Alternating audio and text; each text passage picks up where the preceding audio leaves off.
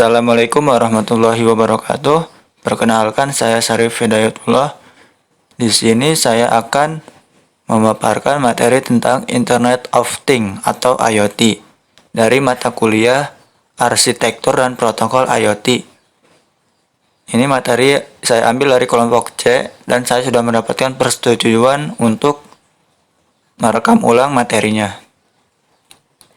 Lanjut. Nah, sebelum kita mengenal IoT, apa itu IoT, alangkah baiknya kita harus mengenal apa itu sensor terlebih dahulu. Nah, sensor adalah perangkat yang digunakan untuk mendeteksi perubahan besaran fisik seperti tekanan, gaya, cahaya, kelembapan, gerakan, suhu, kecepatan, serta fenomena-fenomena lainnya.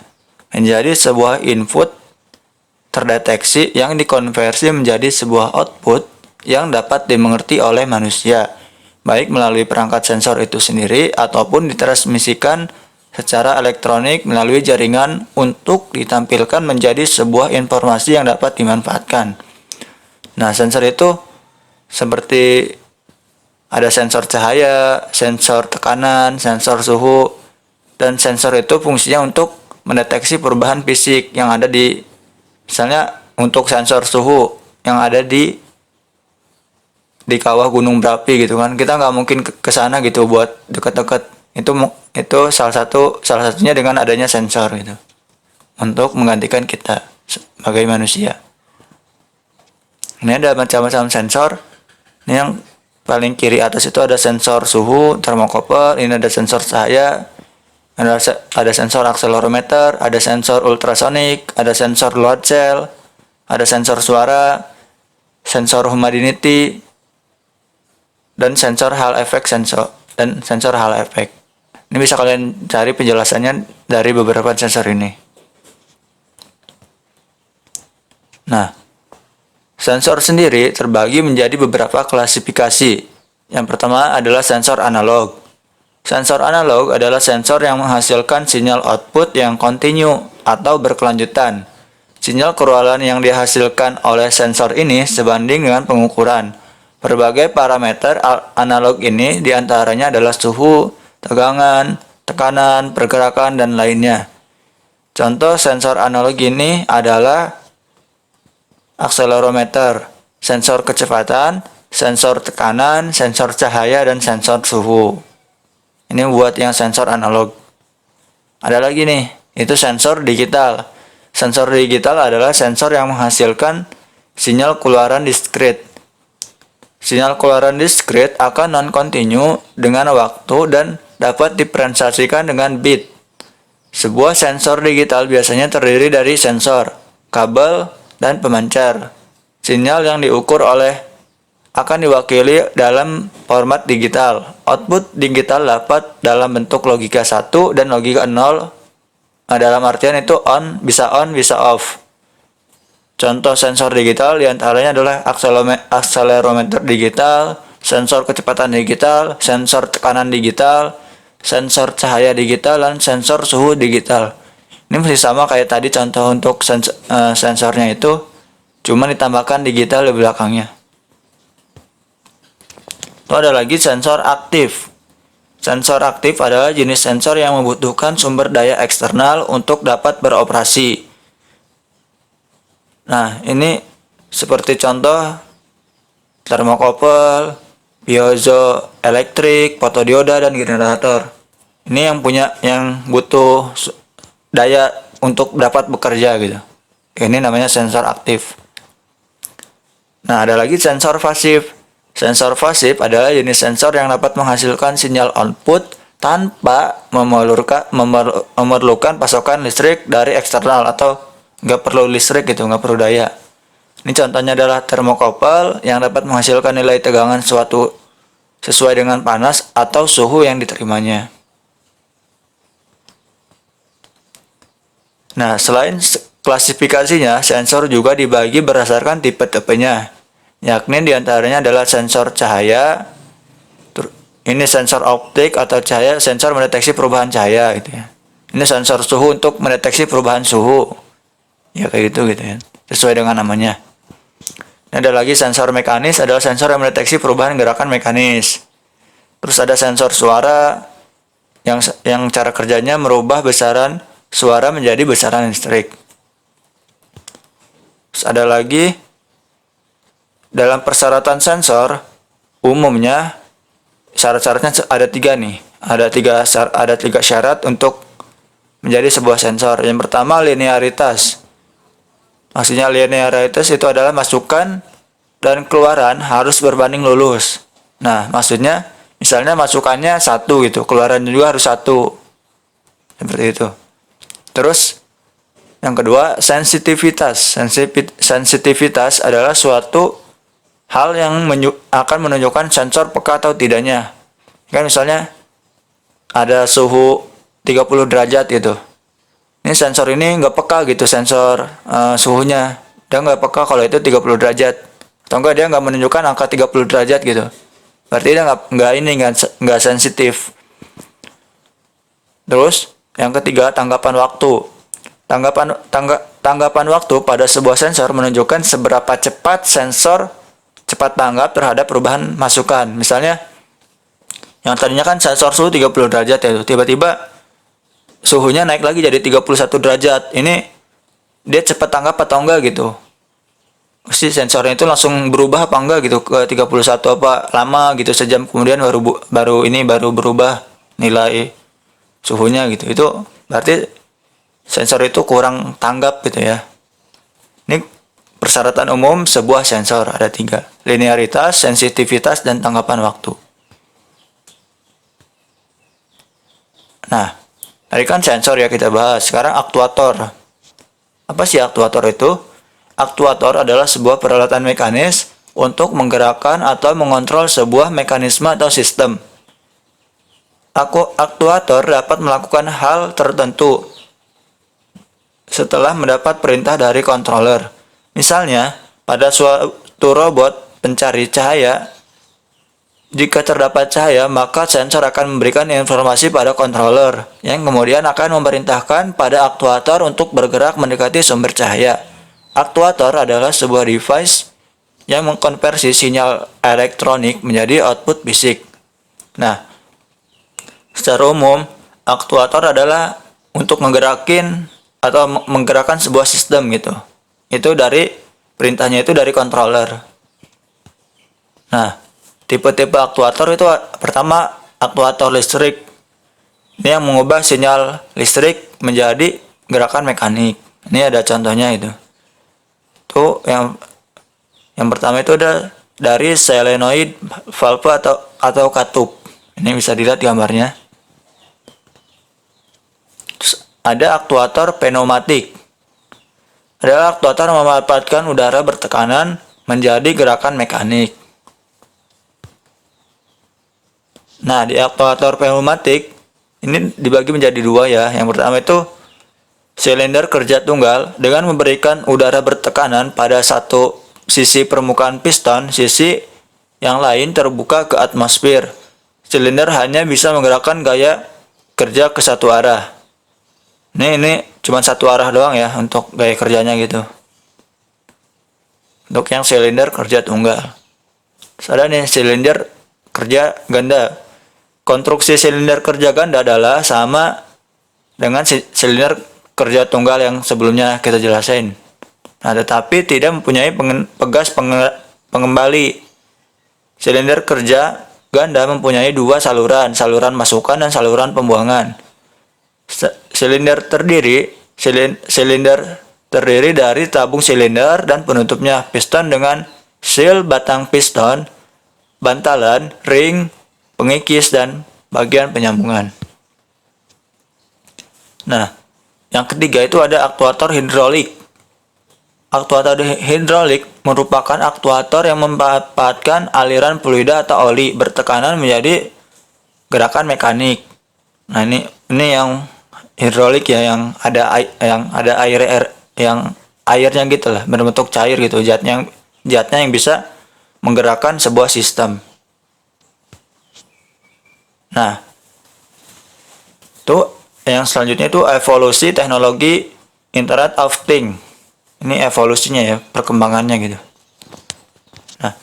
Sejak internet mulai dikenal pada tahun 1989, mulai banyak kegiatan yang dilakukan atau dikerjakan melalui internet. Beberapa contoh kegiatannya yaitu pada tahun 1990, John Remke bekerja sama dengan temannya Simon Hackett menciptakan perangkat pemanggang roti yang terhubung ke internet dengan jaringan TCP/IP yang dikendalikan dengan basis informasi manajemen protokol, manajemen jaringan sederhana (SNMP MIB), dengan memiliki satu kontrol untuk menyalakan daya dan kematangan roti panggang dikendalikan oleh berapa lama daya disimpan. Namun manusia tetap harus memanggang roti ke dalam perangkat tersebut.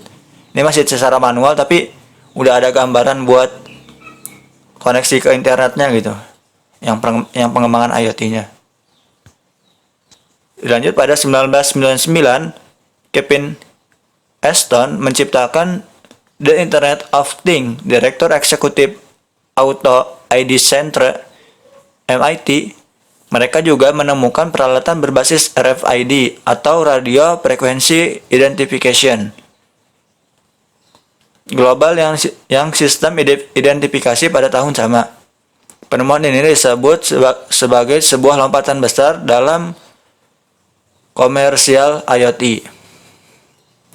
Pada tahun 2000, LG atau Lucky and Goldstar yang merupakan perusahaan multinasional dari Korea Selatan mengumumkan rencananya menciptakan kulkas pintar yang akan menentukan sendiri apakah bisa atau tidak makanan yang tersimpan di dalamnya diisi ulang gitu.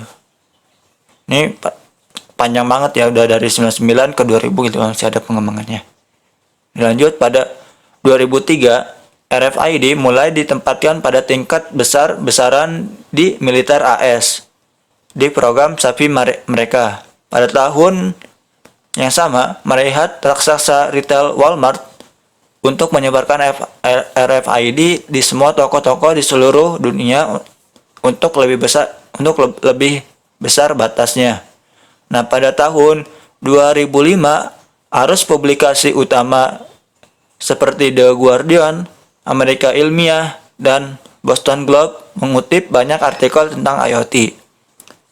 Nah, pada tahun 2008, kelompok perusahaan meluncurkan Ipso Alliance untuk mempromosikan penggunaan internet protokol IP dalam jaringan Smart Object dan untuk mengaktifkan Internet of Things. Nah, pada tahun 2008, FCC menyetujui penggunaan Wide Space Spectrum. Akhirnya, peluncuran IP versi 6 di tahun 2011 memicu pertumbuhan besar di bidang Internet of Things. Perkembangan ini didukung oleh perusahaan besar seperti Cisco, IBM, Ericsson, mengambil inisiatif banyak dari pendidikan dan komersial dengan IoT. Teknologi dapat hanya dijelaskan sebagai hubungan antara manusia dan komputer. Nah, yang kita ulas tadi itu Internet of Things perkembangannya tidak jauh beda dengan perkembangan internet. Jika internet semakin pesat gitu, Internet of Things juga akan semakin pesat. Nah, yang selanjutnya itu implementasi dan aplikasi IoT. Nah, IoT itu digunakan yang pertama itu dalam bidang keamanan. Implementasi IoT dalam bidang keamanan seperti tempat umum terdapat CCTV yang terhubung dengan ruang kontrol, dan agar bisa terhubung dengan ruang kontrol maka diperlukan jaringan. Ruang kontrol dengan kamera CCTV menggunakan IP address sebagai pengenal untuk saling bertukar informasi. Ini dalam bidang keamanan ya, itu kayak CCTV gitu, kan dipasang gitu. Terus yang kedua dalam bidang pertanian.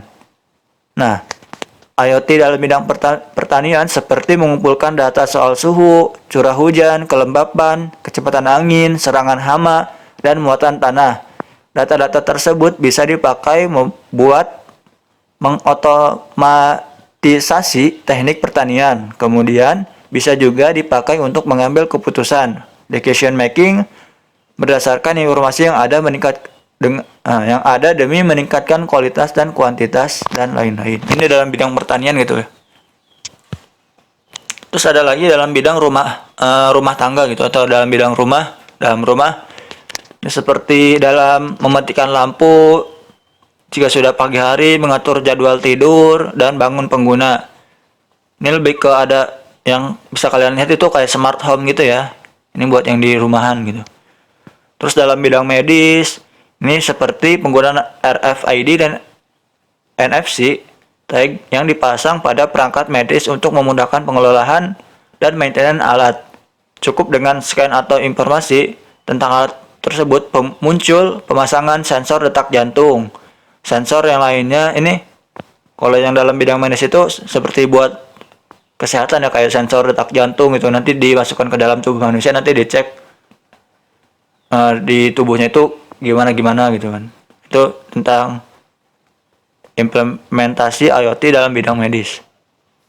Nah, ada lagi implementasi IoT dalam bidang transportasi ya. Ini contohnya itu smart parking gitu ya. Ini buat sistem parkir yang lebih cerdas. Terus ada kontrol kendaraan dan juga terkait keselamatan maupun bantuan di jalan ini.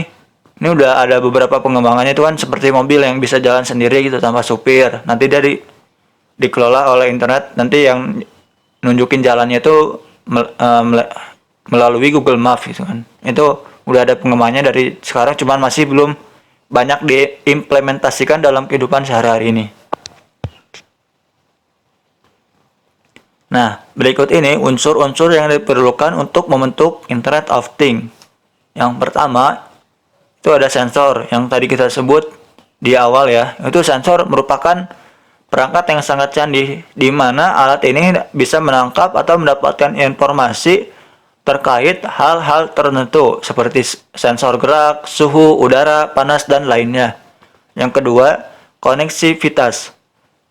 Nah, di sini berfungsi sebagai penghubung dan pertukaran informasi yang terjadi pada Internet of Things. Koneksivitas ini biasanya yang dibutuhkan harus stabil, namun tidak perlu dalam bentuk yang besar juga. Nah, ini tadi kembali ke pernyataan sebelumnya tuh kan, internet buat yang jaringan itu semakin stabil jaringannya, nanti Internet of Things ini akan semakin bagus juga gitu.